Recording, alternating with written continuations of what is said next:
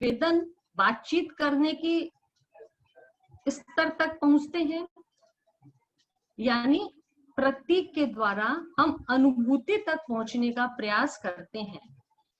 तो भक्ति को हमें क्रियाओं तक ही नहीं छोड़ देना है, अनुभूति के स्तर तक ले जाना है।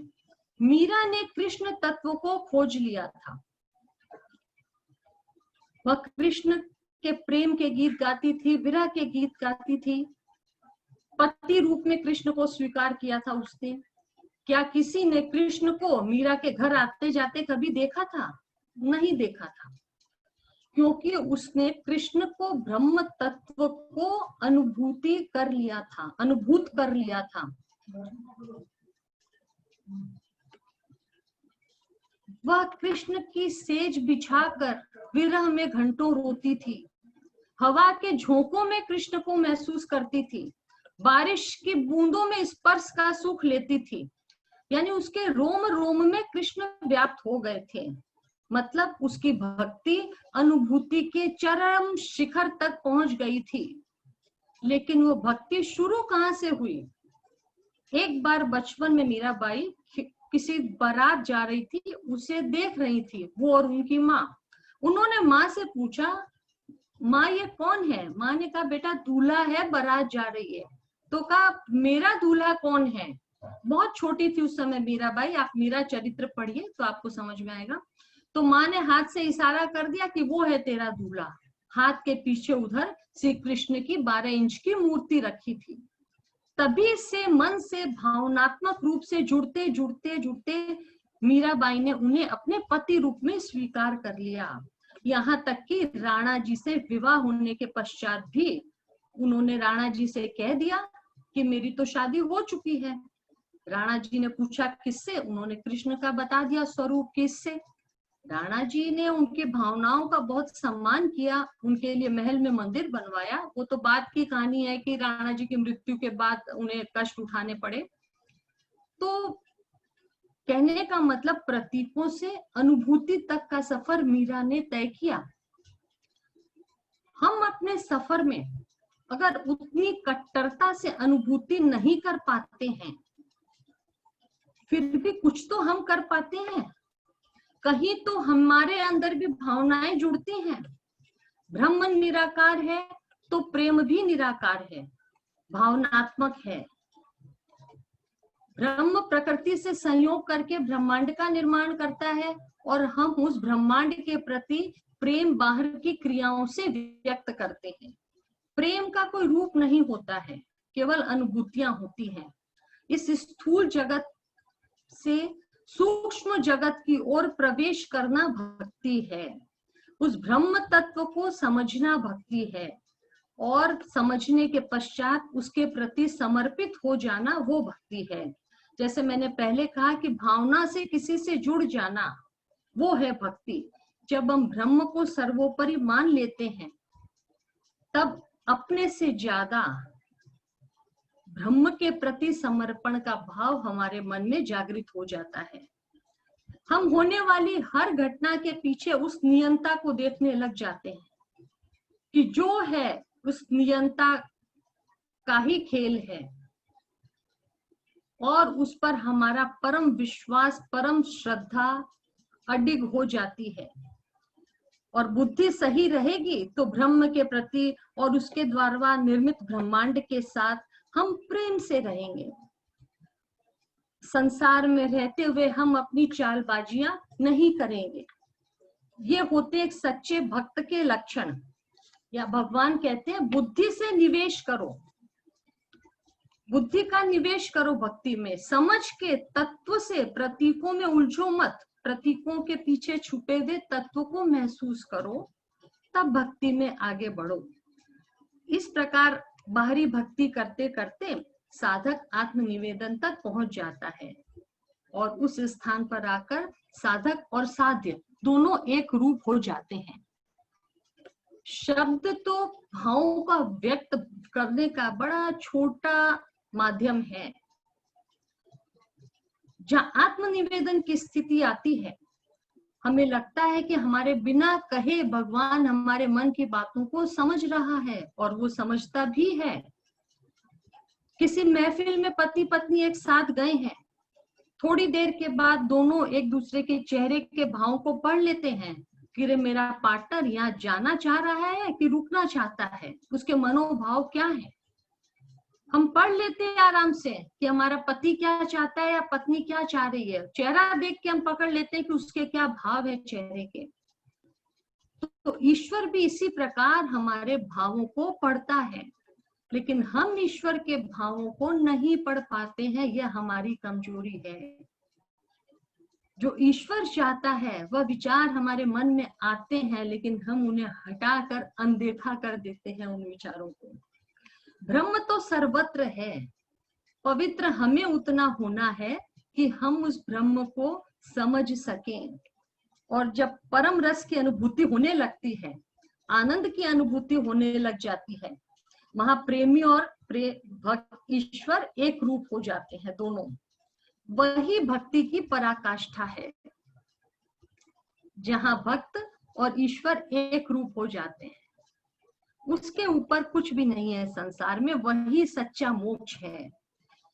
भक्ति मार्ग में आडंबर का, दिखावे का कोई स्थान नहीं है, मन की अपवित्रता का कोई स्थान नहीं है। भक्ति अर्थ है समर्पण का।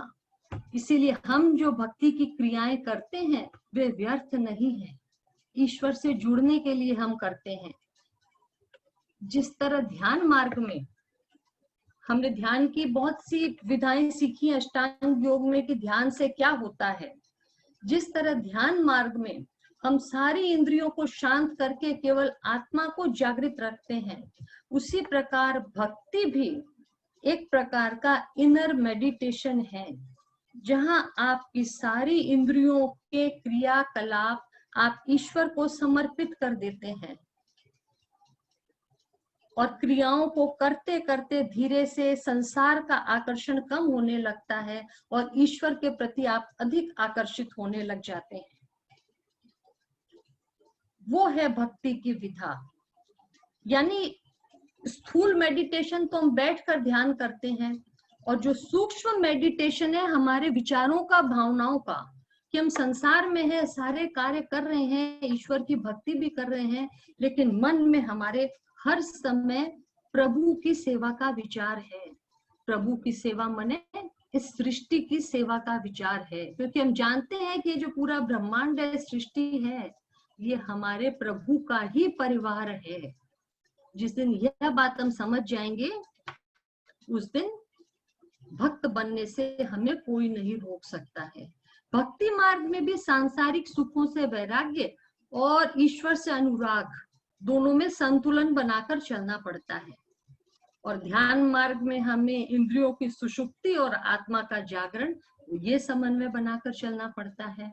तो भक्ति एक प्रकार से डे टू डे लाइफ में आपके अंतरात्मा का, आपके अंतःकरण का मेडिटेशन है, जिसमें आपकी मन, बुद्धि, चित्त और आपका अहम भाव, ये सारे आप ईश्वर के प्रति समर्पित कर देते हैं।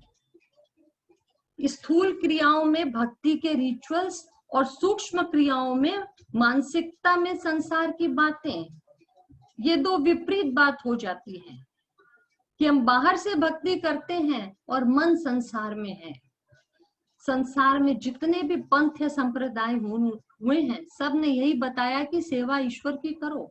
हमने सेवा तो ईश्वर की करनी आरंभ कर दी, लेकिन मन संसार में रमा लिया चारों ओर अपना, तो यह भक्ति नहीं है। स्थूल क्रिया में भक्ति के रिचुअल्स और सूक्ष्म अंतःकरण में संसार बसा हुआ है, वह भक्ति सही नहीं है।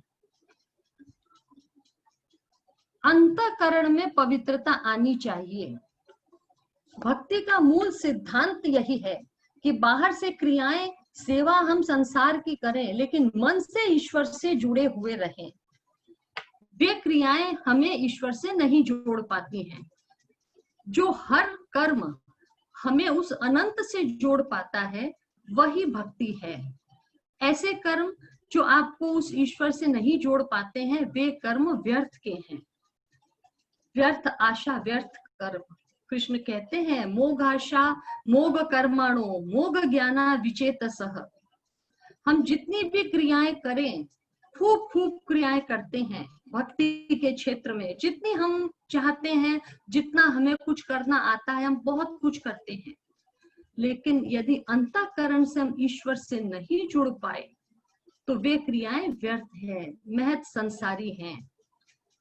हम सुर ताल मजीरे बजाकर भजन गाते हैं, बहुत सुंदर लगता है। हम उन भजन के द्वारा परम से अपने आप को कनेक्ट कर पाए तो वो भजन है। अगर कनेक्ट नहीं पाए, राग रागिनियों में ही उलझे हुए रह गए, तो वो मात्र संगीत है, कर्ण प्रिय संगीत हो सकता है। लेकिन जो हमें उससे कनेक्ट करता है वही भजन है। और भजन गाते भी हम इसीलिए हैं कि हम मानसिक रूप से एक धरातल का निर्माण करते हैं। वो होता है वास्तविक रूप में भजन। और भक्ति मार्ग में क्रियाओं का भी महत्व है, छोटी से छोटी क्रिया का भी महत्व है। यदि वो आपको ईश्वर से जोड़ती है, आपको ब्रह्म तत्व की अनुभूति कराती है, तो उस छोटी से छोटी क्रिया का भी महत्व है।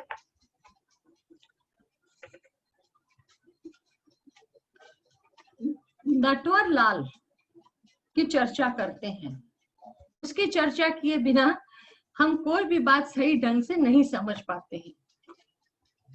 रोज भगवान की पूजा करता था, आरती भी गाता था। एक बार आओ जी प्रभु जी मारा पावना, एक बार आओ जी प्रभु जी मारा पावना, रोज भजन भी गाता था। एक दिन भोजन करके उठा, सोने की तैयारी थी, अचानक से डोरबेल बजी। गेट खोला, दिखा ले कृष्ण आप आ गए। धन भाग हमारे भगवान आप आ गए। आओ भगत की सोफा ठीक किया, कृष्ण को बैठाया, 5-10 मिनट बातचीत की। तो मन ही मन सोचने लगा कि अब तो रात हो रही है, भगवान अपने घर वापस भी जाएंगे। तो बोला आप आए हैं, आपका नीचे ड्राइवर होगा, खड़ा होगा। भगवान ने कहा नहीं नहीं, मैं गाड़ी छोड़ दी मैंने, मैं तो यहीं रहूंगा। बोले आप यहाँ रहेंगे? बोले हाँ तेरे साथ रहूंगा। तो बोले अच्छा, अच्छी बात। तो मन ही मन सोच रहा था कि हम लोगों ने तो डिनर खा लिया, अब भगवान को क्या भोजन कराएंगे। मन की बात भगवान तो जान गया। बोले तू चिंता मत कर, मैं भोजन करके आया हूँ, मैं भोजन नहीं खाऊंगा। मन में रिलीफ हुआ, हाँ चलो तब ठीक है। भगवान ने कहा कि मैं यहीं सो जाऊंगा। बोला ठीक है, आप यहाँ सोफा पे सो जाइए, मैं रूम में सोता हूँ। अब वो सोने चला गया। अंदर चिंता और घबराहट के मारे उसे नींद नहीं आ रही है नटवर लाल को। 1 घंटे हो गई, 2 घंटे हो गई, रात के 2 बज गई।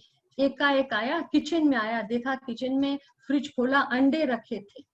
अंडे, प्याज, लहसुन, उसे लगा जो जो चीजें कुछ गलत समझ में आ रही हैं, बियर और विस्की की बॉटल्स भी थे, सबको डस्टबिन में डाल दिया। फिर लगा कि अगर भगवान की नजर पड़ गई डस्टबिन में, प्लास्टिक में डाल के आधी रात में नीचे फेंक कर आया सबको। फिर आया तो बोला हाँ अब कोई रिस्क नहीं है, अब मैं आराम से सोऊंगा। सो गया। अब कृष्ण की उधेड़ बुन में इतनी देर से सोया, सुबह उठने में भी लेट हो गई। हड़बड़ हड़बड़ करके ऑफिस जाने लगा। तो भगवान ने कहा चलो चलते हैं। बोले आप कहाँ जाएंगे ऑफिस मेरे साथ? बोले हाँ मैं क्यों नहीं जाऊंगा, मैं यहाँ क्या करूंगा। बोले चलने दो मेरे को, किसी को पता भी नहीं चलेगा, मैं चुप रहूंगा, किसी को कुछ नहीं बोलूंगा। तो अब क्या बोले, भगवान है। बोले चलिए। भगवान उसके साथ ऑफिस आ गए। इतनी लेट ऑफिस पहुंचा। ऑफिस में पहुंचते बॉस ने बहुत डांटा, फटकारा। अब वो कहने ही वाला था कि मैं तो लेट नहीं हुआ, मैं तो क्लाइंट के यहाँ मिलने गया था, इसलिए मुझे लेट हो गई, क्लाइंट से मिल के आ रहा हूँ। लेकिन अब बोल नहीं पाया, झूठ, भगवान सामने है।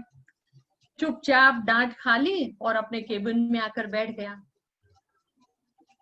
नटवर लाल ने कई दिनों से अपने पत्नी से प्रॉमिस कर रखी थी कि मैं 12 तारीख को तुमको सोने की एक चेन ला के दूंगा। और आज वही 12 तारीख थी, उसे पत्नी को चेन देनी थी। और बात ऐसी थी कि नटवर लाल ने ऑफिस के किसी क्लाइंट की कोई डील फाइनल करवाई थी और उसमें उसने 50,000 रुपए घूस के लिए थे। बातचीत हुई थी कि ये आपका काम हो जाएगा तो आप मुझे 50,000 रुपए देंगे। उसने पत्नी से वादा कर लिया था कि मैं 12 तारीख को तुम्हें सोने की चेन ला कर दूंगा। अब वो केबिन में बैठा, सामने मिस्टर बत्रा आए, धन्यवाद दिया कि नटवर लाल जी, आपके कारण मेरा सब काम हो रहा है। और रुपए का लिफाफा नटवर लाल जी ने धीरे से उनके सामने सरका दिया। नटवर लाल के सामने सरकाया बत्रा ने। वो नटवर देख रहा है कि कहीं भगवान की नजर न पड़ जाए, और देखा भगवान तो उसी को ही देख रहे हैं, लिफाफे को। उसने बत्रा साहब को वापस लौटा दिया। अरे नहीं नहीं बत्रा साहब, इसकी क्या आवश्यकता है, मैंने तो ऐसे मजाक किया था आपसे, मैं आपका काम करके पैसे लूंगा, ऐसा थोड़ी हो सकता है, आप वापस ले लीजिए। नहीं नहीं, बत्रा भी खुश, बोले अरे रे आप तो महान है नटवर लाल जी, क्या मजाक भी था आपका, मैं तो डर ही गया, बहुत बहुत धन्यवाद, आपने मेरा काम कराया। और नटवर लाल को काटो तो खून नहीं शरीर में, अंदर में इतनी उत्तेजना। शाम को घर जाने का वक्त हुआ। अक्सर घर जाने के समय वो क्लब जाता था, बार जाता था, आधे घंटा दोस्तों के साथ, फिर घर पहुंचता था। ऑफिस बंद होने का समय हुआ, दोस्त का फोन आ गया कि चले क्लब चले। तो उसने कहा नहीं नहीं आज मैं नहीं जाऊंगा, मेरा मूड नहीं है, आज मैं नुक्कड़ की दुकान पर चाय पीऊंगा। ठीक है, दोस्त वहां आ गए, चाय पी के घर आया। आते ही पत्नी ने बोला, बहुत खुश थी पत्नी, बहुत सुंदर से घर को सजा रखा था कि आज मेरी चेन आएगी। और घर पत्नी ने उस नटवर लाल घर पहुंचकर बोले कि आज तो मैं चेन नहीं ला पाया, कुछ कुछ समस्या हो गई, मैं फिर बाद में कभी लाऊंगा। पत्नी तो आप जानते हैं, जो नाराज होना शुरू हुई, नटवर लाल को भला बुरा कहने लगी, इतना डांटने लगी। अब नटवर लाल शर्म से गड़ा जा रहा है कि इधर पत्नी है, इधर भगवान, मेरी तो इज्जत का फलूदा उतर गया आज। अब उसके आंखों में आंसू आ गए, वो झट से बाथरूम में गया और गेट बंद कर लिया और रोने लगा कि मैं कहाँ फंस गया। देखा सामने भगवान खड़े हैं, तो बोला आप यहाँ भी मेरे सामने आ गए, रोते रोते बोला। भगवान ने बोला हाँ तो, बोले आप क्यों आए हैं यहाँ पर मेरी सुखी गृहस्थी में आग लगाने के लिए, आप प्लीज चले जाइए यहाँ से, मैं जैसे था वही ठीक हूँ। तो भगवान ने कहा तुम ही मुझे रोज बुलाते थे, अब तुम कह रहे हो आप चले जाइए।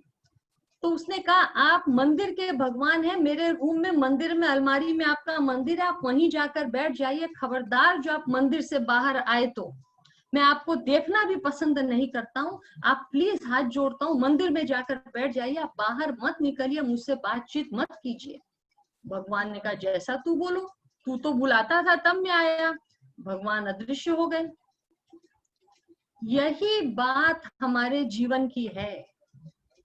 ये जो ईश्वर के प्रति कॉन्शियसनेस है, कृष्ण कॉन्शियसनेस है हमारे अंदर कि हर समय भगवान हमारे साथ हैं, ये जो हम मानसिकता बनाने की हमें आवश्यकता है कि ईश्वर हर समय हमारे साथ हैं, तब हम कोई गलत कार्यों का निर्माण नहीं करेंगे। हमने क्रियाओं में मंदिर के अंदर बंद करके रख दिया है, एक रोज की नियमित क्रियाएं कर ली, भगवान काम खत्म, आरती किया पट बंद। हमने भक्ति को वहीं तक सीमित कर दिया है, लेकिन भक्ति वहां तक सीमित होने वाली वस्तु नहीं है, हमें इस भक्ति को कर्मों में उतारना है।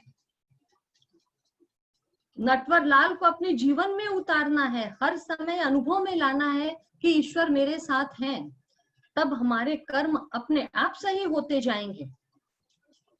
जो संतों से और शास्त्रों से ज्ञान मिलता है, हमें उसको दिमाग में रखना पड़ता है हर समय कि ये काम सही है, ये काम गलत है।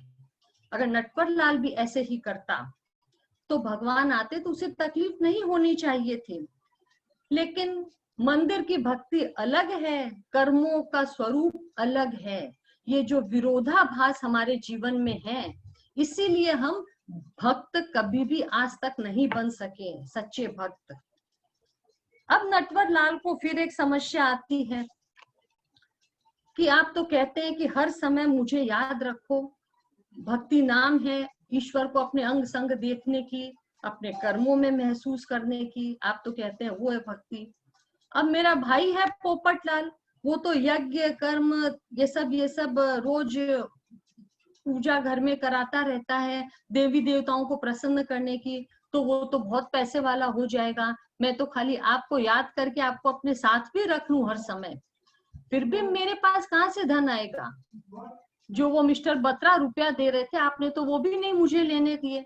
और मेरा भाई तो इतना यज्ञ पूजा पाठ कराता है, तो वो तो बहुत समृद्धिशाली हो जाएगा।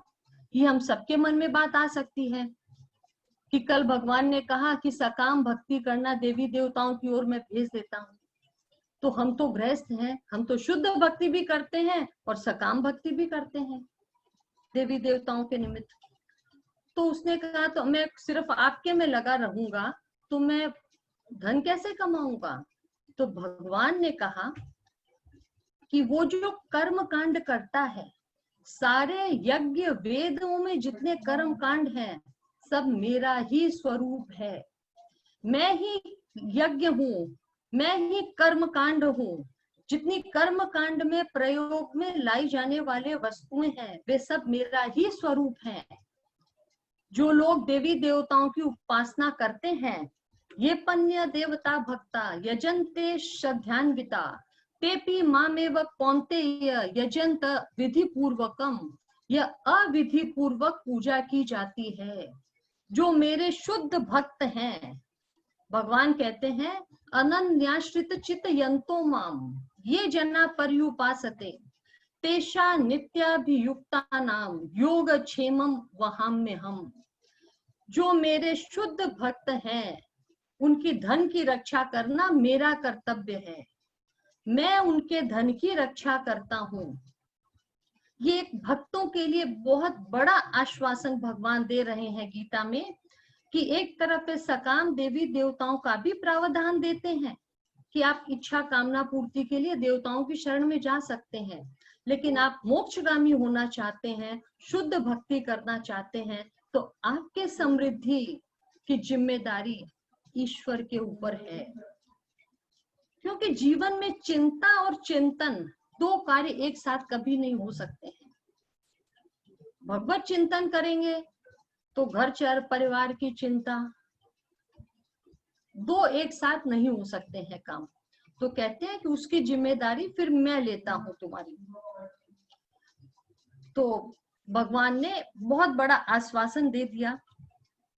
अब कृष्ण कॉन्शियसनेस बाहरी क्रियाओं से हम भक्ति करते हैं, करते करते करते हमें अपना अंदर उस कॉन्शियसनेस को डेवलप करना आना चाहिए। जब ये भगवान की अनुभूति हमको होने लग जाएगी कि हमारे साथ हर समय भगवान है, जब हम अनुभूति के स्तर तक पहुंच जाएंगे, तब उस समय श्रुतियों का और युक्तियों का कोई प्रयोजन नहीं रह जाएगा। अनुभूति तक पहुंचने के लिए, हमें कॉन्शियसनेस तक पहुंचने के लिए आवश्यक है श्रुतियां और युक्तियां। श्रुतियां माने ज्ञान वेदों का, और चेष्टाएं युक्ति। ज्ञान और चेष्टा दोनों की आवश्यकता हमें है कि ज्ञान युक्त होकर चेष्टा करते रहेंगे तो ईश्वर की अनुभूति तक पहुंचेंगे। लेकिन एक संत महात्मा कहते हैं कि श्रुति और युक्ति यानी ज्ञान और चेष्टा जूतों के समान है, जिसे पहनकर हम अनुभूति के मंदिर में प्रवेश करते हैं। और जब अनुभूति के मंदिर में प्रवेश कर लेते हैं, तब जूतों को बाहर उतार के खोल देते हैं, तब प्रवेश करते हैं अंदर। तो जिस दिन हमें अनुभूतियां होने लग जाएंगी कि हर समय भगवान हमारे साथ है, उसके बाद इन क्रियाओं की आवश्यकता हमारे लिए गौण हो जाएगी। फिर केवल रोज का रिवीजन करने के लिए हम क्रिया करेंगे। अगर हम अनुभूति के स्तर तक पहुंच गए हैं तो अनुभूति तक पहुंचना ही एक सच्चे भक्त का लक्षण है। वह अनुभूतियां हमें निरंतर ज्ञान से, चेष्टा से, कर्म करते करते वहां तक अनुभूतियां प्राप्त होती हैं। एक बात विचारणीय है, भगवान ने एक तो आश्वासन दिया योगक्षेम वहाम्य हम। अब वे दूसरी बात कहते हैं तदा में बुद्धि योगम तम। जो मेरे शुद्ध भक्त हैं, मैं उन्हें बुद्धि योग प्रदान करता हूं। अगर नटवर लाल हर समय कृष्ण को अपने साथ रखेगा तो भगवान उसके हर गलत कार्यों को धीरे धीरे सही करवाते रहेंगे। वो उस डर से या उस भय से या कृष्ण के प्रेम से वह अपने कामों को सही करता रहेगा। तो धीरे धीरे वह शुद्ध भक्त बन जाएगा। उसके अपने आप बुद्धि जागृत हो जाएगी कि मुझे क्या करना है और क्या नहीं करना है। ज्ञान दीपेन भास्वता, ज्ञान का दीपक भगवान जला देते हैं। और भगवान फिर तीसरा आश्वासन देते हैं शुद्ध भक्तों को, कौन्ते या प्रतिजानी ही न में भक्त्या प्रणश्यति, मेरे भक्तों का कभी भी विनाश नहीं होता है। भगवान के भक्तों का कभी विनाश नहीं होता है। एक तरफ वे कहते हैं कि उदासीन वदासीन मसक्तक्तेषु कर्मसु, मैं कुछ भी नहीं करता हूँ, न देता हूँ न लेता हूँ, जो करना है तुमको करना है। लेकिन वे उस भक्त की बुद्धि को सुधार देते हैं। अर्जुन में हस्तिनापुर को भगवान ने ऐसा नहीं किया कि हस्तिनापुर का राज्य लाया और हैंडओवर कर दिया, नहीं, अर्जुन की भी बुद्धि को सही की। तो उस रास्ते पर चलकर भगवान के दिए हुए ज्ञान को पर अमल करके अर्जुन को अपना राज्य वापस पुनः मिल गया। तो भगवान हमें बुद्धि प्रदान कर देते हैं। अगर वे सकाम कर्म करके देंगे तो भगवान बंधन में आ जाएंगे। भगवान मैटेरियलिस्टिक सुख हमको कभी नहीं देते हैं, वो हमें अपने आप ही जुगाड़ करना पड़ता है। जो हमने पुरुषार्थ और प्रारब्ध की बात की थी कि मेहनत अपने आप ही करनी पड़ती है। और अब भक्ति की जो हमने चर्चा की कि अनेक बार हम इस जन्म में भक्ति करते हैं, लेकिन प्रारब्ध जनित कष्ट बीच में आ जाते हैं हमारे। ऐसे में फिर हम विचलित होते हैं कि इतनी भक्ति की कुछ हुआ ही नहीं। तो उसमें एक भक्त को विचलित नहीं होना चाहिए। भरोसा केवल एक जन्म का ही नहीं देते हैं भगवान, जन्मों जन्मों का भरोसा देते हैं। और जो हमारी आत्मा भी ईश्वर पर समर्पित हो जाती है, यह संस्कार जन्मों तक हमारा साथ देता है। परिवार में 5 जन हुआ करते हैं, 6 जन, 10 जन, कोई एक है जिसे ईश्वर पर अटूट भरोसा है, उसकी बुद्धि विचलित नहीं होती है, वह किसी आपदा में नहीं घबराता है, क्योंकि उसे पूरा भरोसा है कि जो होने वाला है वो होकर रहेगा, कोई टाल नहीं सकता है, और जो नहीं होने वाला है वह किसी के करने से होगा नहीं। पूर्ण रूप से समर्पित हो जाने से हमारे ये सारे भय समाप्त हो जाते हैं कि जब कृष्ण साथ में है, कृष्ण कॉन्शियसनेस है, तो भय का स्थान ही नहीं रहता। भगवान अपने आप हमें हमारी बुद्धि को स्वच्छ करते रहते हैं। अब आगे भगवान हम चलते हैं गीता के सबसे प्रसिद्ध श्लोक की ओर। देखिए, गृहस्थ व्यक्ति के लिए हर समय पूजा पाठ में समय देना, अधिक समय देना आसान नहीं है, वो नहीं दे सकता है। लेकिन शुद्ध भक्त यदि पूरे विश्वास के साथ समर्पित भाव से जीवन जीता है, कर्म अच्छे करता है, तो भी वो सर्वोपरि है। भगवान कहते हैं आगे, पत्रम पुष्पम फलम तोयम यो में भक्ता प्रयच्छति, जो मेरे को प्रेम से पत्र पुष्प फल भी चढ़ाते हैं, वो लेकर भी मैं प्रसन्न हो जाता हूँ। पत्र पुष्प फल सिर्फ इन्हीं के चढ़ाने की आवश्यकता है। भक्ति में हम जो बड़ी बड़ी क्रियाएं और रिचुअल्स करते हैं, उनकी कोई विशेष आवश्यकता नहीं है। आवश्यकता है तो सच्चे प्रेम की, भावना की। पत्र पुष्प फल जो मुझे प्रेम से चढ़ाता है, वो मेरा सच्चा भक्त है। अब सबसे सीधा अर्थ अगर लें तो इसका तो अर्थ यह है कि हम जो सभी चढ़ाते हैं पत्र पुष्प फल, पत्र माने क्या? पत्र माने क्या? तुलसी पत्र, बिल्व पत्र इत्यादि हम अक्सर देवताओं पर चढ़ाते हैं। एक तो ये पत्र हुए, और दूसरे पत्र यानी लेटर्स। आपको आपकी योग्यता के अनुसार, योग्यता के कारण आपको जितने भी लेटर्स मिले हैं, जितनी भी आपने डिग्रियां हासिल की हैं, उस हुनर को भगवदीय सेवाओं में काम में लें। वो है पत्र। समष्टि के हित में सेवा करें। उन पत्रों पर अभिमान न करें, प्रभु को प्रेम पत्र लिखें। भक्ति का सबसे उत्तम सोपान है आत्मनिवेदन।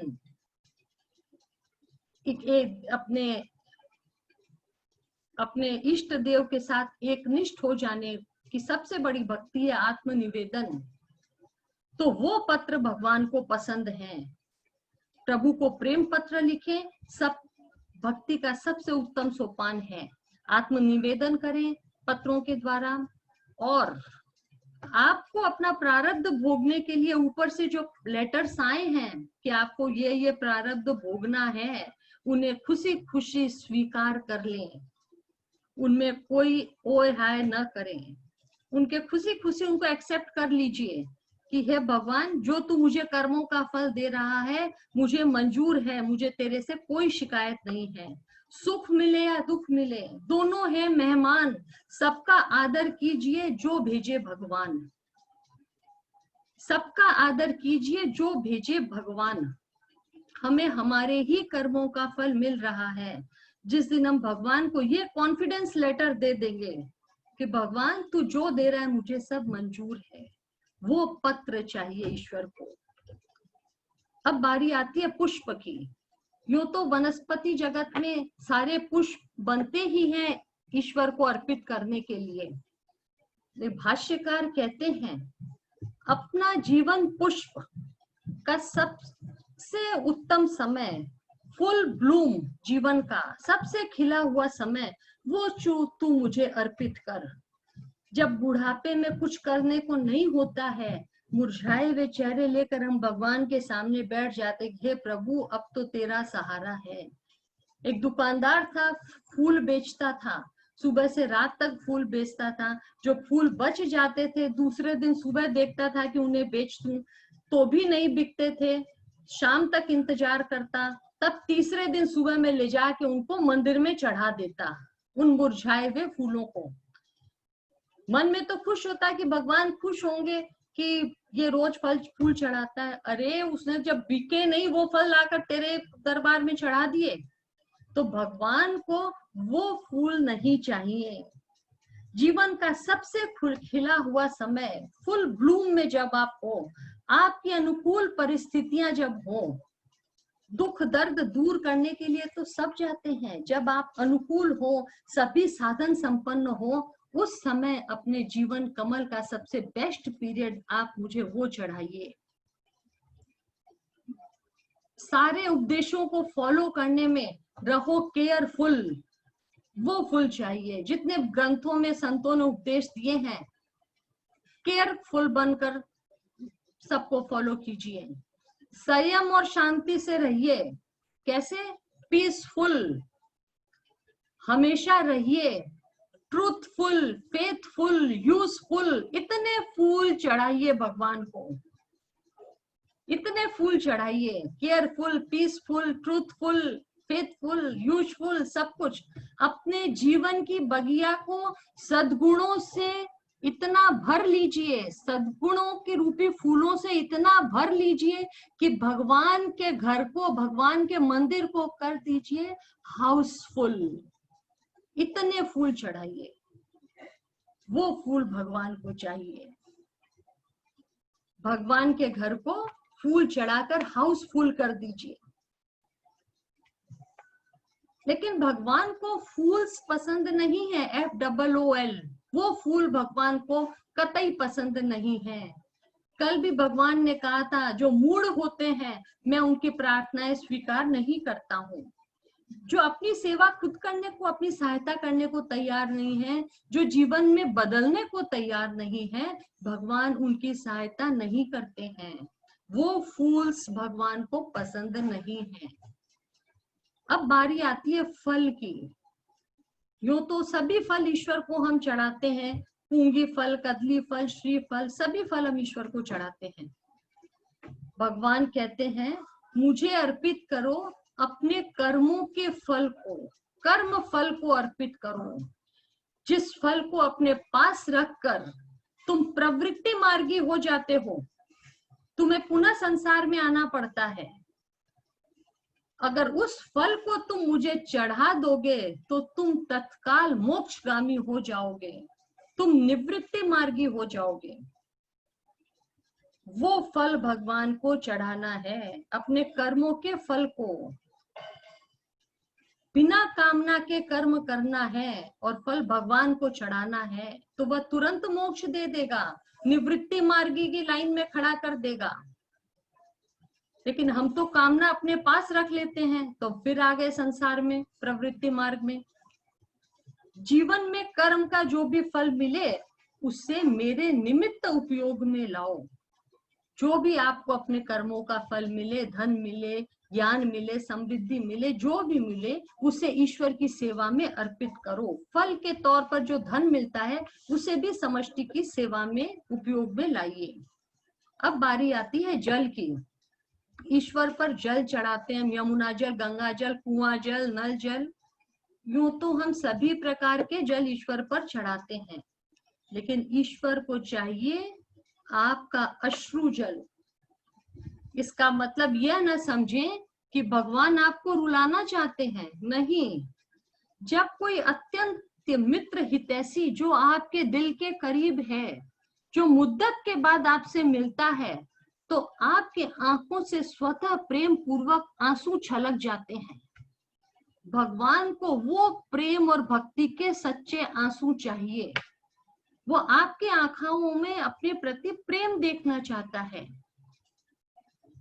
हम तो भगवान को जल चढ़ाते हैं, भर भर लोटा, भर भर बाल्टी, इतना जल चढ़ा देते हैं कि मंदिर में कादा कीचड़ हो जाता है, कि जल निकासी के लिए अलग मार्ग बनाना पड़ता है। यहाँ तक कि जल चढ़ाते वक्त हमारे ऊपर भी जल गिरते रहते हैं, क्योंकि हमने क्रियाओं से अपने आप को बांध लिया है। क्रिया का हर एक महत्व है, लेकिन जो विकृतियां हो गई है रूपों में, उसकी तरफ ध्यान देना अनिवार्य है। भगवान को चाहिए आपके पुरुषार्थ का जल। जब एक कर्म योगी सृष्टि के हित के लिए अपना पसीना बहाता है, सच्ची मेहनत, लगन, ईमानदारी के साथ, वो पसीने का जल भगवान को सबसे अधिक प्रिय है। वो कर्म योगी जब सृष्टि के हित के कार्य करता है, विद्वान बन गए, हुनरवान बन गए, सिर्फ अपना ही अपना पोषण करते गए, दूसरों का शोषण करते गए, और फिर हमने जल चढ़ाया, तो भगवान को वो जल नहीं चाहिए। उसे चाहिए कर्म योगी के मेहनत की कमाई। यहाँ तक कि कोई निष्काम कर्तव्य कर्म करे, उस पसीने से भी प्रभु प्रसन्न होते हैं। कोई निष्काम कर्म करता है, प्रभु उससे भी प्रसन्न होते हैं। अब आप इन बातों को केवल अलंकार युक्त शब्द न समझें कि इतना सजा के सुंदर ढंग से मैंने बातें कही हैं।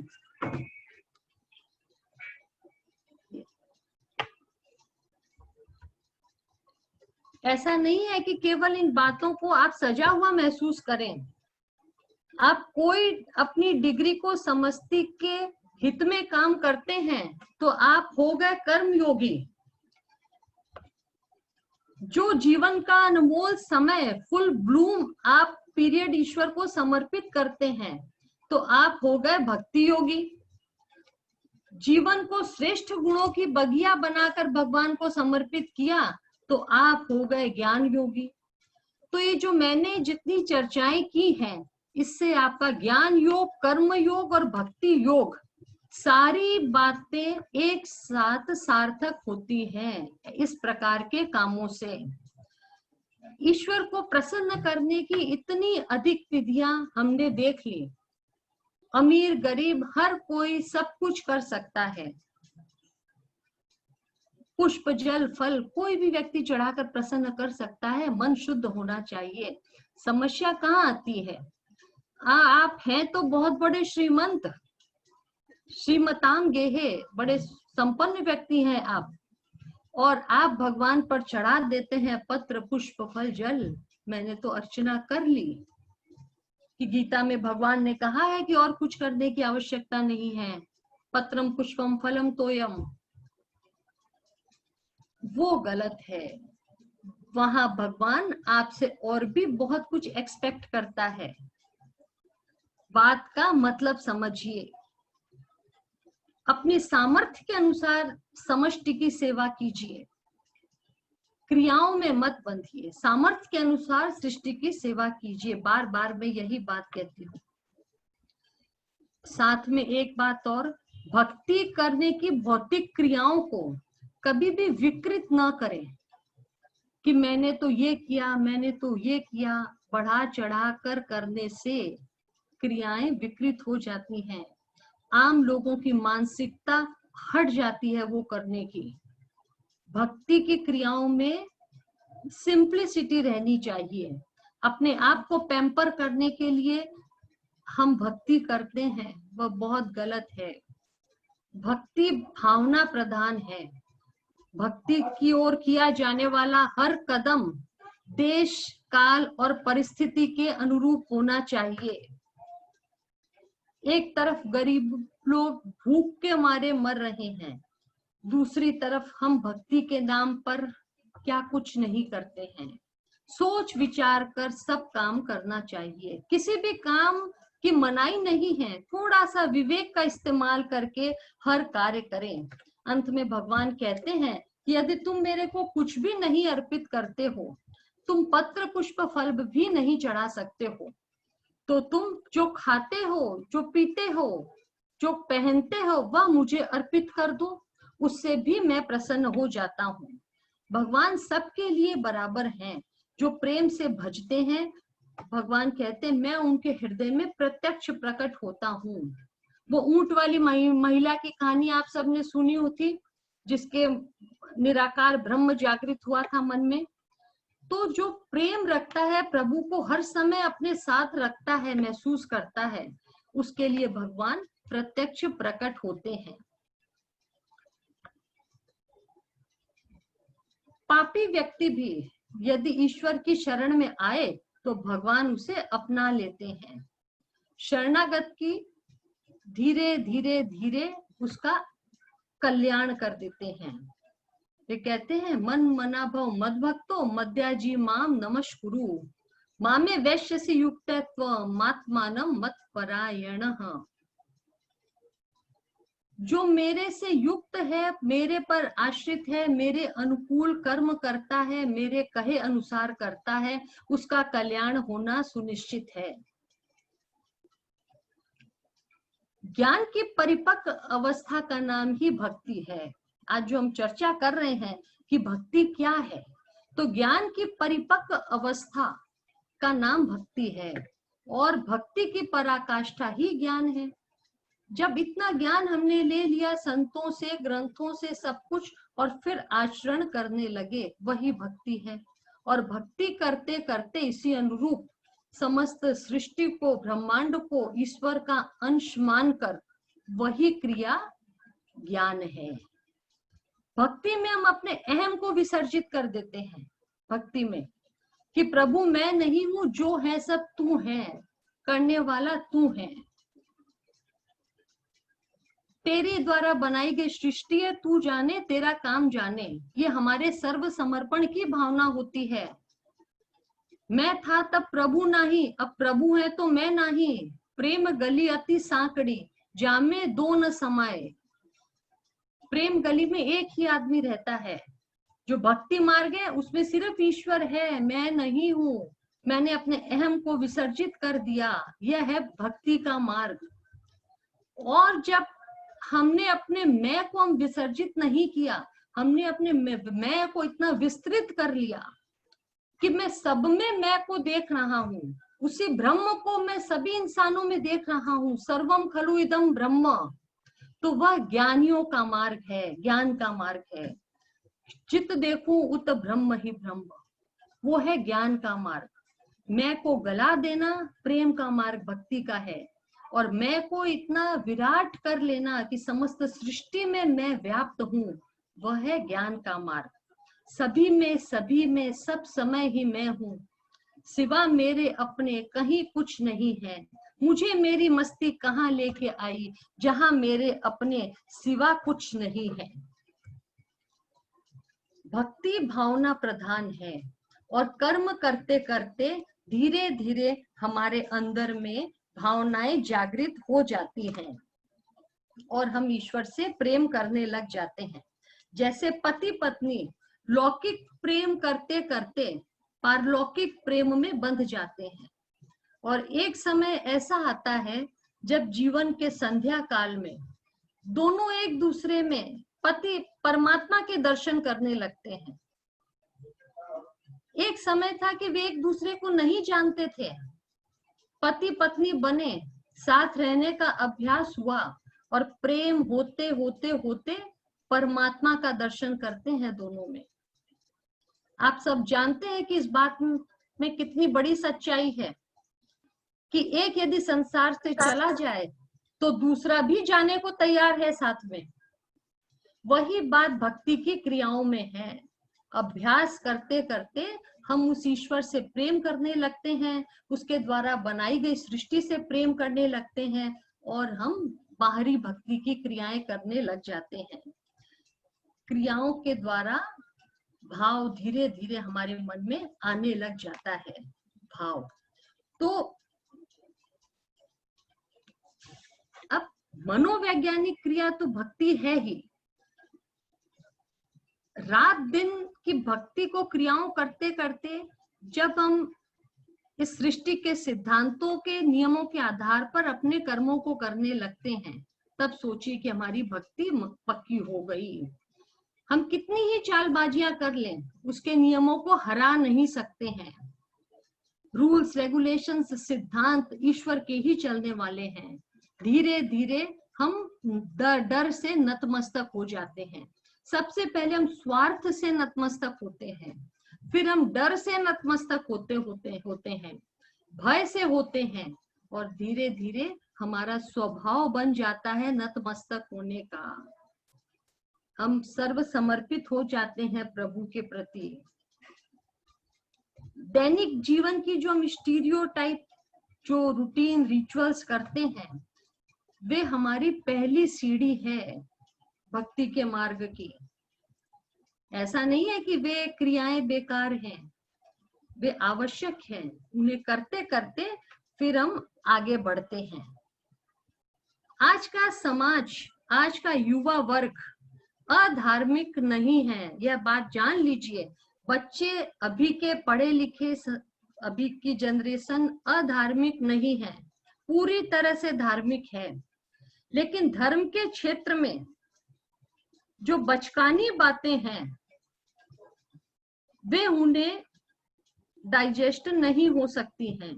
बौद्धिक समाज के लिए धर्म और भक्ति को भी तर्क की कसौटी पर सही होना पड़ेगा। इसीलिए मैं गीता को आज के संदर्भ से जोड़कर बात करती हूँ।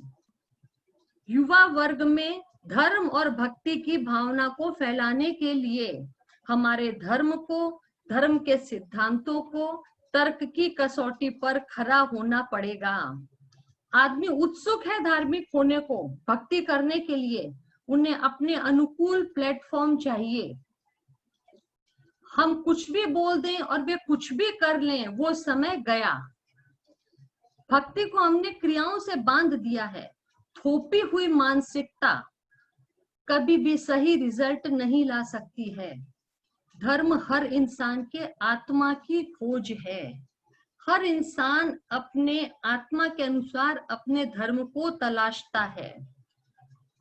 सबको अधिकार है अपने अंदर टटोल कर देखने का कि उसे कौन सा रास्ता रास आ रहा है।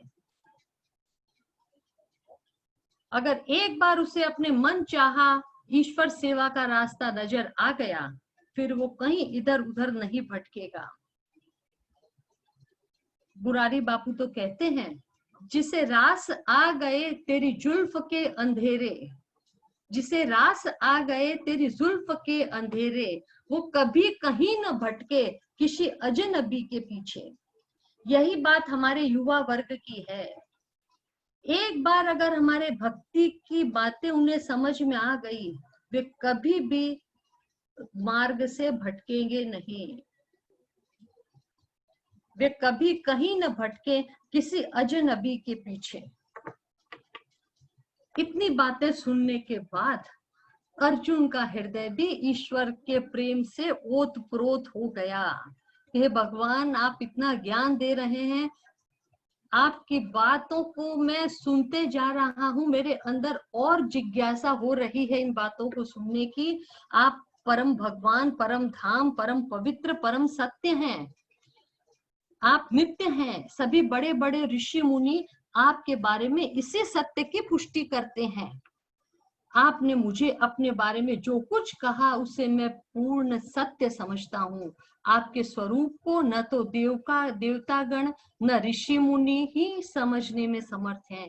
हे जगत के स्वामी, आप ही अपने आप को जानते हैं। आपने मुझे अपने इतने स्वरूप का ज्ञान दिया।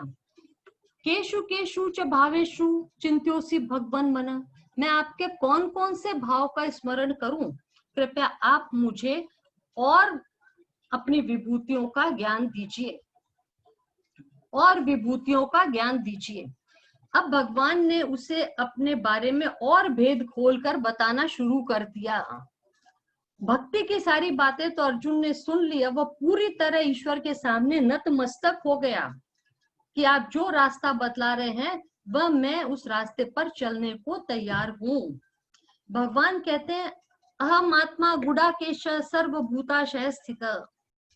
सभी प्राणियों में आत्मा मैं हूँ। जित देखो उत ब्रह्म ही ब्रह्म। जो है सब ब्रह्म स्वरूप है। जो कृष्ण कॉन्शियसनेस की बात थी कि हर इंसान में ब्रह्म है, सर्वम खलु इदम ब्रह्म। भगवान ने फिर कह दिया, अहम आत्मा गुडाकेश सर्वभूताशय स्थित। सबके अंदर आत्मा मैं हूँ। मैं ही सृष्टि का निर्माता, पालक और विनाशक हूँ। फिर भगवान कहते हैं, सूर्य चंद्रमा वायु नक्षत्र सब कुछ मैं हूँ। ज्योतिष शास्त्र में जितने भी ग्रह नक्षत्र हैं सभी ईश्वर की ही विभूतियां हैं। मुख्य सूर्य चंद्रमा है तो भगवान बार बार सूर्य चंद्रमा की बात कहते हैं। सभी ग्रह नक्षत्र ईश्वर की ही विभूतियां हैं। वेदों में मैं साम वेद हूँ। अब यूं तो सभी वेद ही ईश्वर स्वरूप है। साम वेद में ज्ञान, भक्ति और कर्म तीनों का ज्ञान मिश्रित रूप से है। इसलिए भगवान कहते हैं, साम वेद मेरा स्वरूप है। और साम वेद के ज्ञान को गाया भी जा सकता है। गायन करके भी साम वेदों के ऋचाओं की स्तुति की जाती है। इसलिए भगवान कहते हैं, वेदों में मैं साम वेद हूँ, इंद्रों में मैं कुबेर हूँ, इंद्रियाणाम मनश्चास्मि। इंद्रियों में मैं मन हूँ। मन भगवान का रूप है। मन कृष्ण है। मन बाल कृष्ण है। आप रोज बाल कृष्ण को स्नान कराते हैं, रोज उसे स्वच्छ करते हैं, श्रृंगार रखते हैं, अलंकार चढ़ाते हैं, भोग रखते हैं।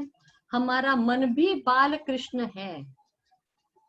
जिस तरह हम तन को स्वच्छ करते हैं, लड्डू गोपाल को रोज सजाते हैं, मन को भी रोज स्नान चाहिए। मन को भी नियमित सूक्ष्म करना है। मन कृष्ण का रूप है। मन को, अंदर के मन को मैला रखिए, जो कृष्ण का रूप है मन में उसे मैला रखें और बाहर सजावट करें। भगवान कहते हैं नहीं, भक्ति स्थूल से सूक्ष्म जगत की ओर होनी चाहिए। इंद्रियाणाम मनश्चास्मि। इंद्रियों में मैं मन हूँ। मन बाल कृष्ण का रूप है। जब आप बाल कृष्ण की भक्ति करें तो ये सोचिए कि कृष्ण स्वरूप है, ये मेरा मन है जो बाहर निकल कर बैठा है।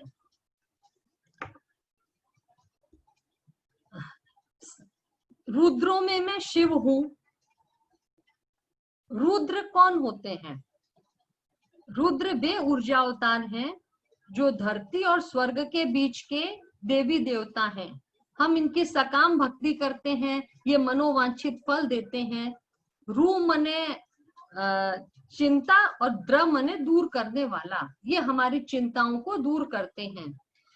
जैसे हनुमान जी को 11वां रुद्र का अवतार माना जाता है।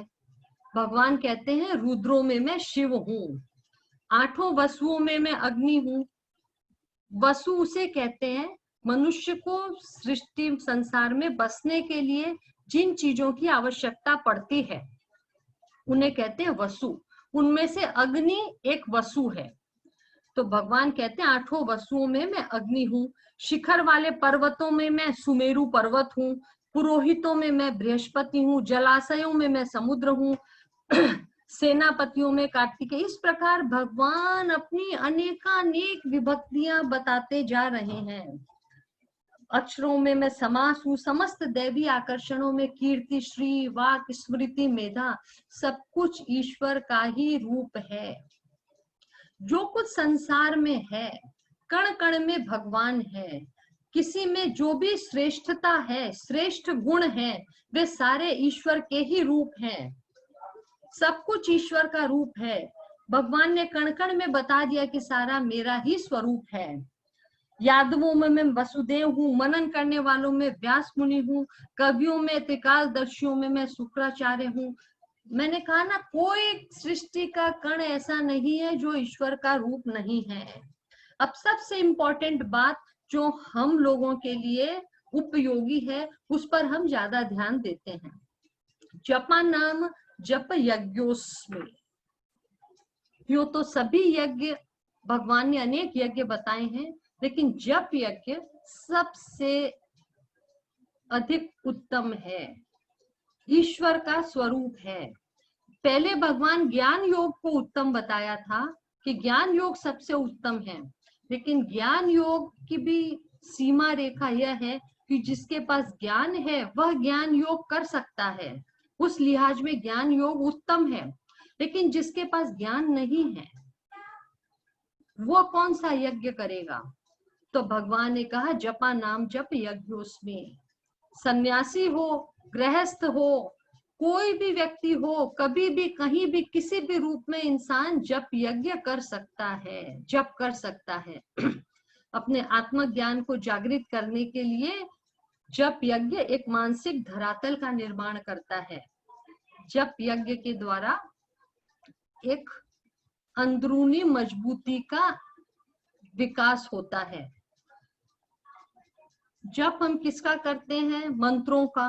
मंत्र कैसे बनता है? अक्षर से। अक्षर उसे कहते हैं जिसका कभी क्षय नहीं होता है, जिसका कभी नाश नहीं होता है, उसे अक्षर कहते हैं। इसीलिए अक्षरों से बना हुआ मंत्र भी ब्रह्म का ही रूप है। जप एक प्रकार का, यूं समझिए, निर्माणात्मक, उत्पादक और मनोवैज्ञानिक श्रम है, जिसके करने से अभ्यास और संस्कार दोनों बनते हैं। अभ्यास भी होता है इंद्रियों को स्थिर रखने का, मानसिक संस्कार भी बनते हैं, और वे संस्कार जन्मों जन्मों तक हमारा साथ देते हैं। संस्कार उसे कहते हैं जो एक जन्म का नहीं होता है। आज हमारे में जो संस्कार है, पिछले कई जन्मों के कारण वो संस्कार है। तो जप यज्ञ करने से अधिक जप यज्ञ करने से हमारे अंदर संस्कार का निर्माण होता है। मनुष्य का मन इतना बलवान है कि वह जो चाहे सब कुछ हासिल कर सकता है। ध्रुव ने जप यज्ञ के द्वारा ईश्वर को प्राप्त कर लिया। If a man has done, another man can do. जब ध्रुव ने किया है तो आप और हम भी कर सकते हैं। बड़े बड़े ऋषि मुनियों ने जप करके सिद्धियां प्राप्त कर ली बड़ी बड़ी, आप और हम भी कर सकते हैं। लेकिन मोबाइल और व्हाट्सएप छोड़ना पड़ेगा उसके लिए। इस बात का ध्यान रखने की आवश्यकता है। हम सब कुछ कर सकते हैं, हमारे अंदर ऊर्जा का भंडार भरा पड़ा है, लेकिन बड़े दुख की बात है कि हम नहीं करते हैं। पता नहीं कौन से हमारे संस्कार, कौन से जन्म के बाधा बन के हमारे सामने आ जाते हैं। सब कुछ जानते हुए भी हम कर नहीं पाते हैं। देवी देवताओं के भी आकार नहीं होते। हम जो सकाम जप करते हैं, देखिए जप सकाम और निष्काम दोनों होता है। अपने इष्ट के लिए हम निष्काम जप करते हैं, और देवी देवताओं को प्रसन्न करने के लिए सकाम जप करते हैं। जब सकाम निष्काम दोनों होता है, और देवताओं के तो आकार नहीं होते हैं, मंत्रों में ही उनके आकार छिपे होते हैं। मंत्राधीनश्च देवता। जप करते समय आपकी कनेक्टिविटी अमुक देवता के साथ हो जाती है। जब हम जप में इतना ध्यान का समावेश कर लेते हैं तो देवता के साथ हम जुड़ जाते हैं, और जो शब्द मुंह में से निकलता है वह वायुमंडल में एनर्जी बनकर घूमता है। अब जप कितने तरह का होता है? देखिए, जप यज्ञ हमारे लिए बहुत ही उपयोगी वस्तु है, इसीलिए मैं जप यज्ञ को बाकी विभूतियों को इतना विस्तार से नहीं बताकर जप यज्ञ को सबसे अधिक विस्तार पूर्वक बताना चाहती हूँ। जप 3 प्रकार से होता है, वाचिक, उपांशु और मानसिक। वाचिक जप वो होता है जब हमारा होठ हिलता है, जीभ हिलती है, स्वर सुनाई देता है और हम जप करते हैं, दैट इज नॉर्मल जप, कि बगल वाले को भी आपकी आवाज सुनाई दे रही है, वायुमंडल पवित्र हो रहा है, यह है वाचिक जप। दूसरा है उपांशु जप, कि आपके होठ और बाहर से नहीं हिल रहे हैं, आवाज भी नहीं आ रही है, केवल जीभ अंदर में जप कर रही है। जीभ और तालु का स्पर्श मात्र एक बिंदु कंपन की तरह शेष रह जाता है। आप अभ्यास करके देखिएगा, उस बिंदु कंपन को मुंह बंद करके जप करने से उस बिंदु कंपन को हम ब्रह्म संस्पर्श कह सकते हैं। बंद मुंह में प्रति क्षण जाप जो लोग करते हैं, अंदर में बिंदु कंपनको में ब्रह्म की अनुभूति करते हैं। तीसरा है मानसिक जप, यह सर्वश्रेष्ठ जप है। जब होठ और जीभ का स्पंदन बिना हुए ये जप होता है, उस समय हमारे हृदय की गति धीमी पड़ जाती है, हमारे सारे बाहर के बहिर्मुखी भाव अंतर्मुखी हो जाते हैं। उस समय हम जप नहीं करते हैं, जप हमको करता है। एक अभ्यास निर्माण हो जाता है कि अंदर में निरंतर जप चल रहा है, हमें अपने मुंह से, होठ से जप करने की आवश्यकता नहीं होती है, अंदर में अपने आप जप चलता है, जप हमें पकड़ कर रखता है।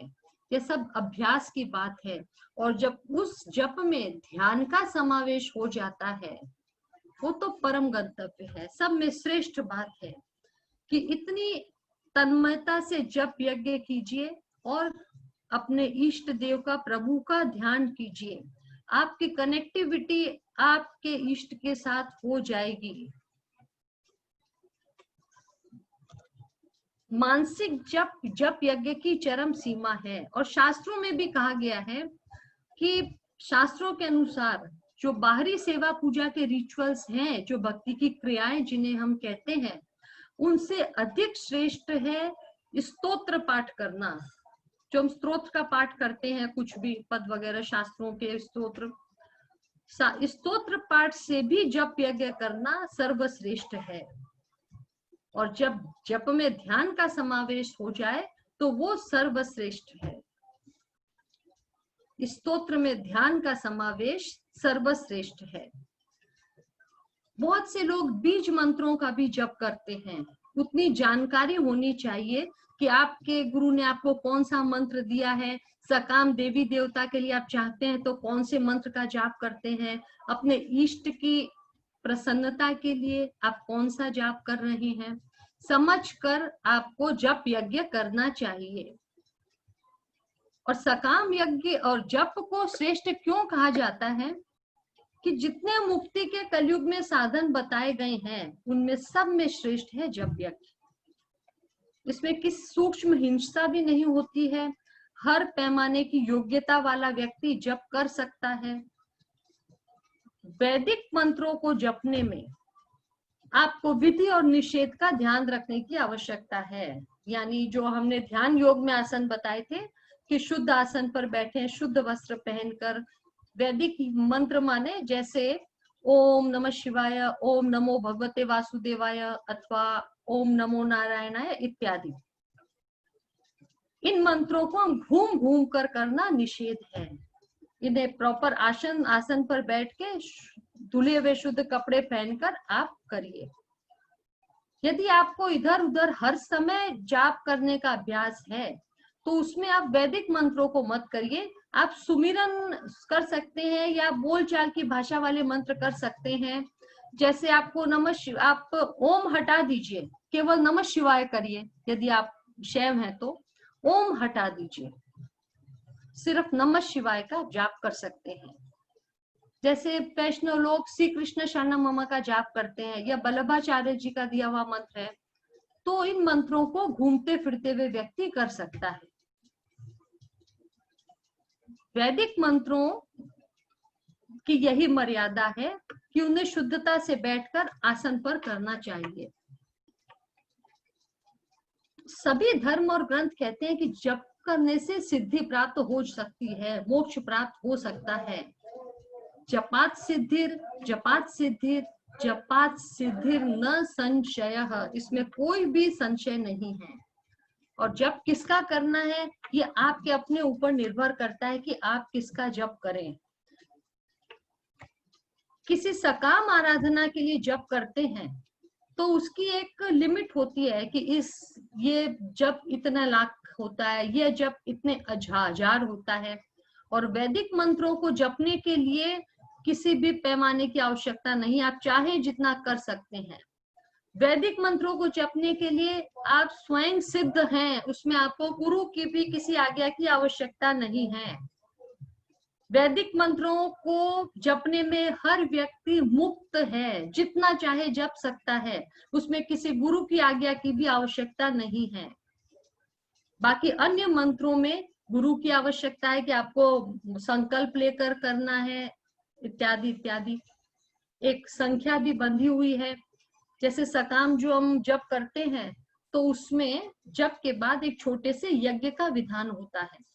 लेकिन यदि आप यज्ञ नहीं करते हैं तो उस जप की संख्या का 10% काउंटिंग ज्यादा जप कीजिए। जैसे उदाहरण के लिए आप अभी अधिक महीना में दान देते हैं, 30 दिन का महीना और 10% एक्स्ट्रा, आप 33 वस्तु दान में देते हैं ना सब।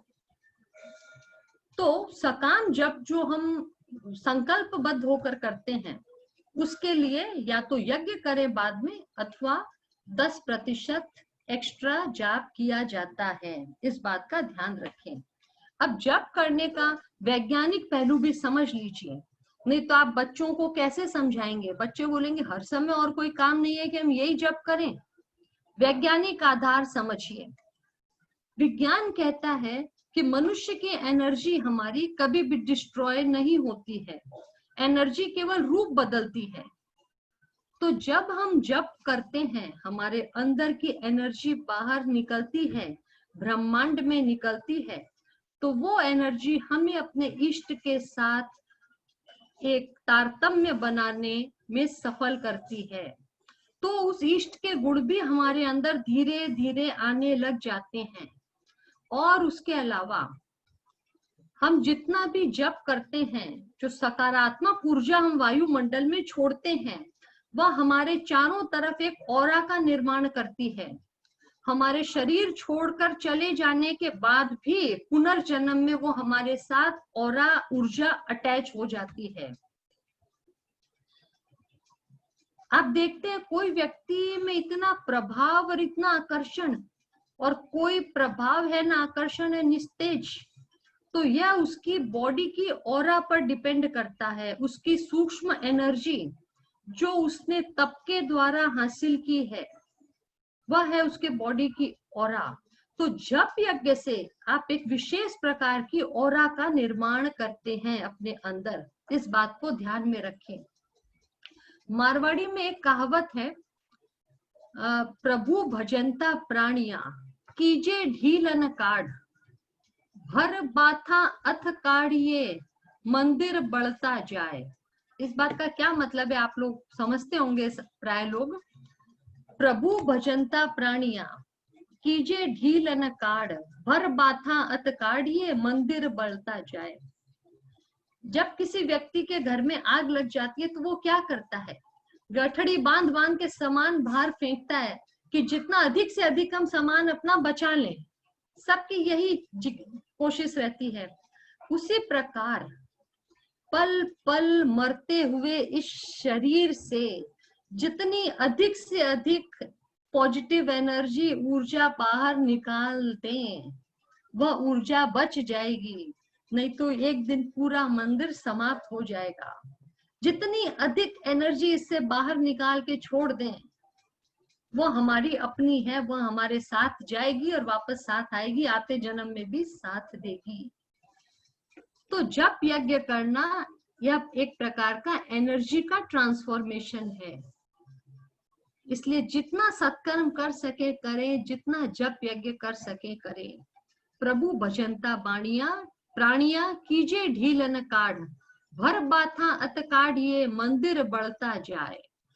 हर क्षण हमारा शरीर मृत्यु की ओर जा रहा है।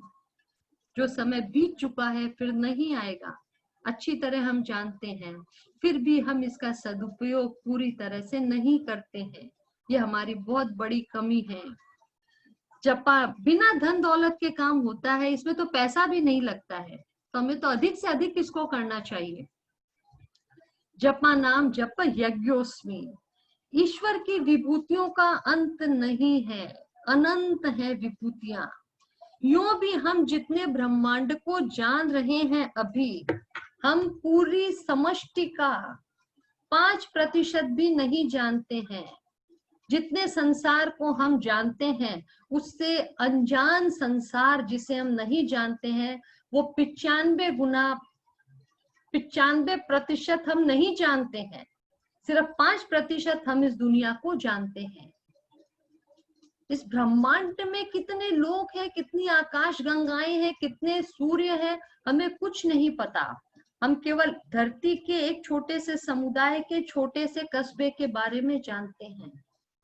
जो ऊर्जा की बातें ये तो महापुरुषों ने हमें ग्रंथ लिख कर दिए तो हम जान रहे हैं, अन्यथा हम अनजान हैं। ईश्वर की विभूतियां अनंत अनंत अनंत हैं। भगवान ने अपनी जितनी भी विभूतियों का वर्णन किया है, वह भगवान कहते हैं कि वह अर्जुन अंश मात्र है जितना मैंने तुझे बताया है। अंश मात्र है वे विभूतियां। अब तक भगवान बता रहे थे कि निर्गुण निराकार अपने स्वरूप को, और अब भगवान ने अपने देखिए इतनी विभूतियों का ज्ञान देकर अपने सगुण साकार रूप की सारी चर्चा बता दी कि मेरा साकार रूप कैसा है। मयि सर्वमिदं प्रोक्तम सूत्रे मणि गणा इव। जैसे मोती धागे में पिरोए जाते हैं, वैसे यह समस्त ब्रह्मांड मेरे द्वारा धागे में पिरोया हुआ है। ब्रह्म का ही सूता और ब्रह्म के ही मणिये, यूं समझिए, सूता किसी और ने नहीं दिया है, ब्रह्म का ही सूता है और ब्रह्म के ही मणिये, यानी समस्त संसार ब्रह्ममय है। सर्वम खलु इदम ब्रह्म। यहाँ मैं जो बात बताना चाह रही हूँ कि ईश्वर ने अपने छोटे से छोटे और बड़े से बड़े रूप को उजागर कर दिया, यानी सृष्टि के कण कण में ईश्वर व्याप्त है। यहाँ तक कह दिया कि जो तेज से युक्त है, ओज से युक्त है, वे सब मेरे ही अंश से उत्पन्न हुए हैं। इसलिए हमारे अंदर यह भावना दृढ़ हो जाती है कि समस्त सृष्टि में सिवाय पुरुषोत्तम के और कुछ भी नहीं है। सिवाय पुरुषोत्तम के कुछ भी नहीं है। यह बात हमारे मन में स्पष्ट रूप से हम जान जाते हैं कि वही सर्व समर्थ है, वही समदृष्टि है, करुणा का सागर है।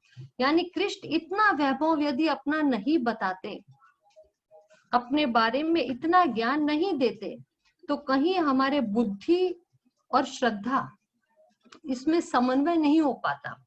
बुद्धि कुछ और कहती, श्रद्धा कुछ और कहती। हम श्रद्धा निर्माण नहीं कर पाते। जब हम कृष्ण के बारे में अगर इतना जान ही नहीं पाते, तो हम कैसे अपनी श्रद्धा उसके लिए व्यक्त करेंगे। हमें लगता कि भाई कृष्ण ठीक है, कोई शक्ति है, ये है वो है। इतना जानने के बाद अब लगता है कि संसार में तो ब्रह्म के अलावा कुछ है ही नहीं।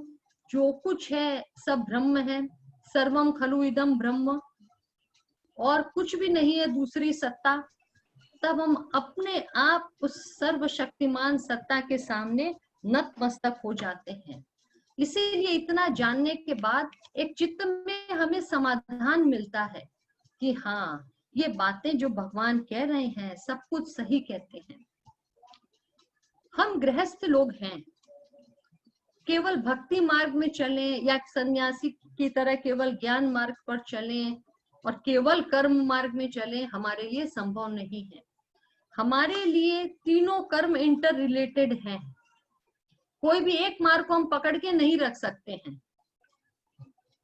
इसी तरह एक बार एक भक्ति योगी, ज्ञान योगी और कर्म योगी तीनों साथ जा रहे थे। देखिए, वैसे तो तीनों का साथ होना बड़ा कठिन कार्य है, क्योंकि सबका अपना अपना ईगो होता है, हर मार्ग वाले का मेरा मार्ग। तीनों साथ जा रहे थे, रात्रि का समय, जाड़े का समय, दूसरे गांव जा रहे थे, रास्ते में अंधेरा था, बारिश हुई जोरदार, आंधी तूफान, मूसलाधार बारिश, बर्फ भी गिरने लग गई। तीनों ने सोचा कि कहाँ कोई शेल्टर मिल जाए तो हम बच जाएं। जाते जाते देखा एक छोटा सा टीने का टपरा था, नीचे शिवलिंग था, तीनों उसी में घुस गए कि पूरा शरीर नहीं भी बच पाए तो कम से कम सिर बचेगा, ऊपर से ओले गिर रहे हैं तो सिर बच जाएगा। तीनों ने तीन तरफ से जाकर शिवलिंग को पकड़ लिया। इतनी छोटी सी जगह थी, तीनों बचने के उद्देश्य से। जैसे ही शिवलिंग को पकड़ा, भगवान प्रकट हो गए, शिवजी एकदम ऊपर तक बड़े रूप में आ गए। तो कर्मयोगी ने कहा कि भगवान, मैं तो इतने सालों से आपकी निष्काम भक्ति कर रहा हूं, कभी मैंने एक क्षण के लिए भी आपकी भक्ति छोड़ी नहीं। कर्मयोगी नहीं, सबसे पहले भक्ति योगी कहता है कि मैं तो एक क्षण के लिए भी मैंने आपकी भक्ति छोड़ी नहीं। भक्ति करते करते मेरे मिणिये पूरे घस गए, आपने कभी मुझे दर्शन नहीं दिया, और आज ये दो निखट्टू मेरे साथ है तो आपने दर्शन दे दिया, बहुत गलत बात है आपकी। अब कर्मयोगी ने कहा, भगवान ये क्या किया, जीवन भर मैंने निष्काम कर्म किया, मैंने कभी ईश्वर की तरफ ध्यान नहीं दिया, क्योंकि कर्म ही प्रधान अंग है जीवन का। जैसा कर्म करते हैं आप वैसा फल देते हैं। मैंने जीवन भर कर्म किया, ये लोग भक्ति वाला तो ढोंगी है, कुछ काम ही नहीं किया, मैंने इतना कर्म किया, आप प्रकट नहीं हुए, आज आप प्रकट हो गए। अब ज्ञानवान बोलता है कि हे प्रभु, मैं तो ग्रंथ और बुक्स पढ़ा के सीनियर सिटीजन हो गया, आपने कभी अनुभूति नहीं कराई, आज आप प्रकट हो गए। तो भगवान ने कहा, ज्ञान, भक्ति और कर्म तीनों साथ होने से ही मैं प्रकट होता हूँ।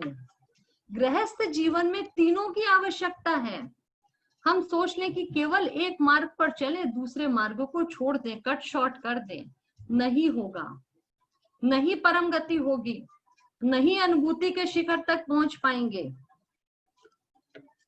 तीनों का साथ होना बहुत जरूरी है। एक गृहस्थ के लिए एक मार्ग पर चलना संभव नहीं है, कठिन भी है एक मार्ग पर चलना, और प्रैक्टिकल भी नहीं है कि वो एक मार्ग पर चले।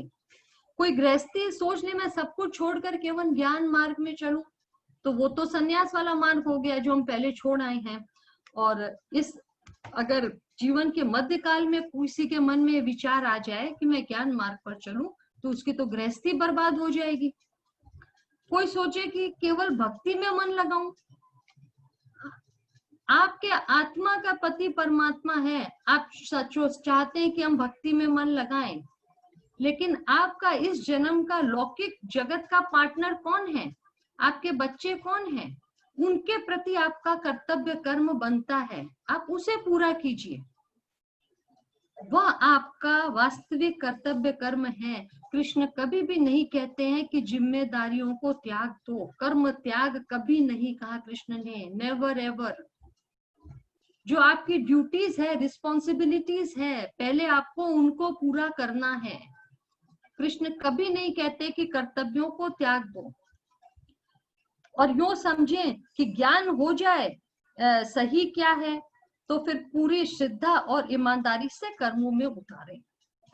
ज्ञान योग सही नहीं है पूरी तरह, भक्ति योग पूरी सही नहीं है और केवल कर्म करते जाएं और ज्ञान पूरा न रखें तो कर्म गलत हो जाएंगे। इसलिए ज्ञान भी जरूरी है कि हम जीवन यापन में, जीवन यात्रा में जो भी कर्म करें सही हो हमारे। जब पूरी जीवन यात्रा पूरी हो जाएगी तो बाद में ज्ञान लेके क्या करेंगे। इसलिए मैं कहती हूँ गीता जितनी कम उम्र में सुनी जाएगी उतना अधिक लाभ देगी हमें। जितनी कम उम्र में सुनेंगे उतना अधिक लाभ प्राप्त कर सकेंगे। ज्ञान प्राप्त कर लें, फिर उसे कर्मों में उतारें और मानसिकता को निर्माण करने के लिए नित्य प्रति भक्ति करते रहें। रोज की भक्ति करना, जो आपके अंदर सद्गुण है, ईश्वर के सिद्धांतों के प्रति आप जो नतमस्तक हैं, उस भावना का एक रिवीजन है। हम रोज जो हाथ जोड़ते हैं, भक्ति करते हैं, प्रभु हम आपकी शरण में हैं, जिससे हम कभी भी विस्मृत न होएं कि प्रभु है। थोड़े दिन अगर नहीं सेवा पूजा करेंगे तो फिर भूल जाएंगे, एक जन्म में नहीं तो दूसरे जन्म तक हम भूल जाएंगे कि ईश्वर नाम की भी कोई सत्ता है इस संसार में, हमें याद नहीं रहेगा। इसीलिए सच्चा भक्त अपनी मानसिकता का, सही मानसिकता का निर्माण करता है ज्ञान के द्वारा, फिर कर्मों के द्वारा उसे जीवन में उतारता है। और भगवान ने जो शुरू में कहा राज विद्या राजगुह्यम पवित्रमिदमुत्तमम, तो क्यों कहा कि ये जो भक्ति की विद्या है, कृष्ण कॉन्शियसनेस है कि हर समय भगवान को अपने साथ महसूस करो, यह बात गुप्त रखने की है। राज शब्द के दो अर्थ होते हैं ना, एक राज मने राजा की विद्या, राज विद्या सभी विद्याओं का राजा, और दूसरा राज मने गोपनीयता। तो ये राज विद्या राजगुह्यम गोपनीय रखने की बात है। आप हर समय भगवान को अपने साथ महसूस कर रहे हैं, इस बात का ढिंडोरा मत पीटिए। आप भक्ति के लिए जो क्रियाएं करते हैं उनका भी ढिंडोरा मत पीटिए। हम तो ये करते हैं, हमने तो ये किया, हमने तो वो किया, नहीं, गुप्त रखने की बातें हैं ये सब। राज विद्या राजगुह्यम पवित्रम, पवित्र रखने की ये बातें हैं, गुप्त रखने की बातें हैं। तो इन बातों को जितना अधिक अपने अंदर छुपा के रखेंगे, आपकी साधना का तेज उतना अधिक होगा, आप ऊर्जामय होंगे उतने अधिक।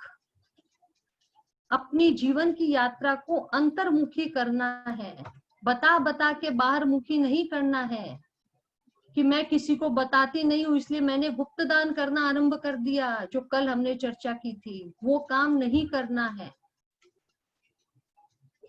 आशा है कि ये सारी बातें आप लोगों को सही ढंग से समझ में आ गई होंगी कि वास्तविक रूप से भक्ति क्या होती है, भक्ति का मतलब क्या होता है। हमने क्रियाओं में जिन भक्ति को बांध दिया, अब हम वापस जो फर्स्ट लाइन मैंने कही थी कि थोड़ी देर के लिए उस परिभाषा को छोड़ दीजिए जिसे हम भक्ति कहते हैं, कि जो रोज की सेवा पूजा है उसे हमने मान लिया कि ये भक्ति है। वे भक्ति की क्रियाएं हैं, वे एक पार्ट है भक्ति का जिसे हम उपासना कहते हैं। वे भक्ति का एक हिस्सा है जो हमें करना है, लेकिन मुख्य भक्ति है इस ब्रह्मांड के लिए, ईश्वर के लिए, प्रकृति के लिए, मनुष्यों के लिए, जीव जंतुओं के लिए अपने सद्गुणों को उनकी सेवा में काम में लाएं। वास्तविक भक्ति का स्वरूप वो होता है, और वो मानसिकता निर्माण के लिए जो हम रोज की क्रियाएं करते हैं, अभ्यास बनाए रखने के लिए वो आवश्यक है। अब जो हम भक्ति करेंगे आगे, भक्ति की क्रिया कैसी होनी चाहिए, वो चर्चा अब हम कल करेंगे। आज की चर्चा को अब हम यही विराम देते हैं। ओम शांति।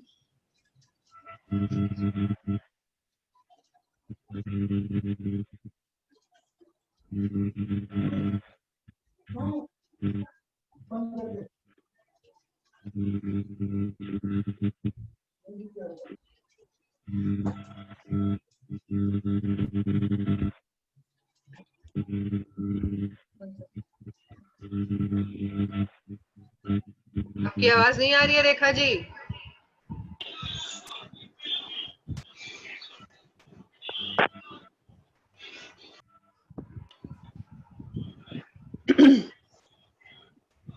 नहीं आ रही है।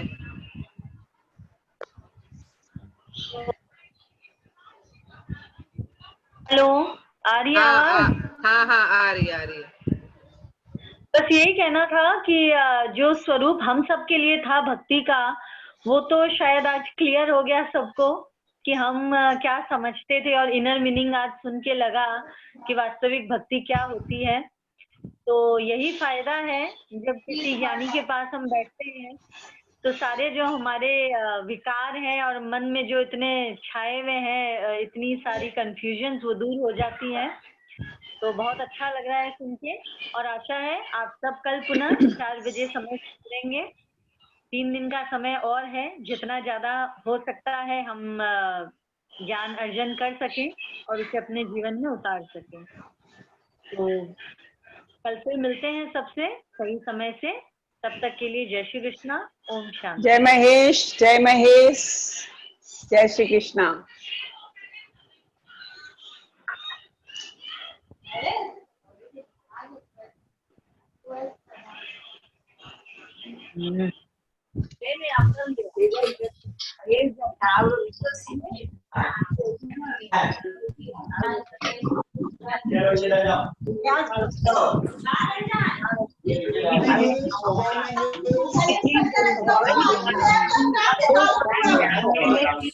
कर दीजिए कविता।